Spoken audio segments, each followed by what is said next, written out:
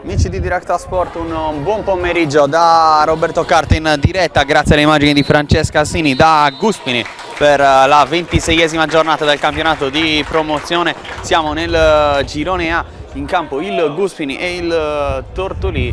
Il primo pallone sarà giocato dal Tortolì, iniziata Guspini-Tortolì.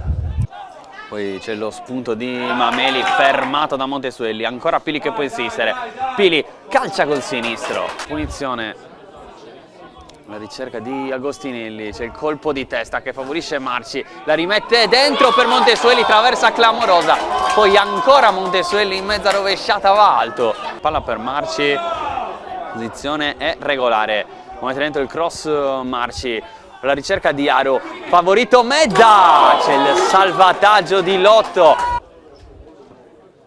cross forte, c'è la girata con il vantaggio di Alessio De Montis, gol strepitoso del difensore del Guspini che sblocca la partita, 28esimo minuto, gli sviluppi di questo corner.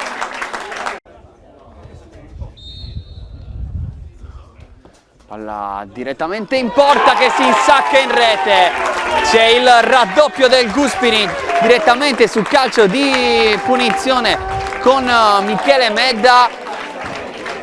Dopo neanche 5 minuti nel secondo tempo, una messa più che in discesa la squadra di Mister Floris, una punizione che ha beffato Falconetti, lungo per Marci.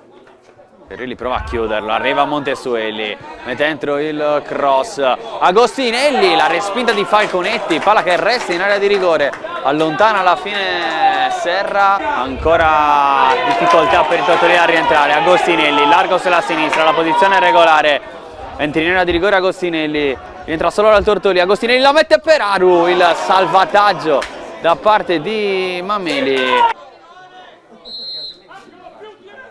Cross di Pili, c'è Cocco che calcia col mancino sul fondo, tanto Guspini che può andare in contropiede, la posizione di Marci è regolare, in area di rigore, Marci salta Falconetti, porta vuota, 3-0, chiude probabilmente la pratica il Guspini con il contropiede solitario di Angelo Marci e 3-0.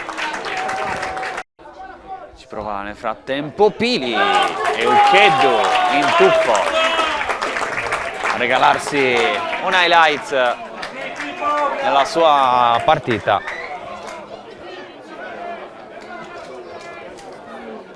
Con una parata che concede il corner, mantiene la porta inviolata. Palla per Pili che prova il sinistro al volo.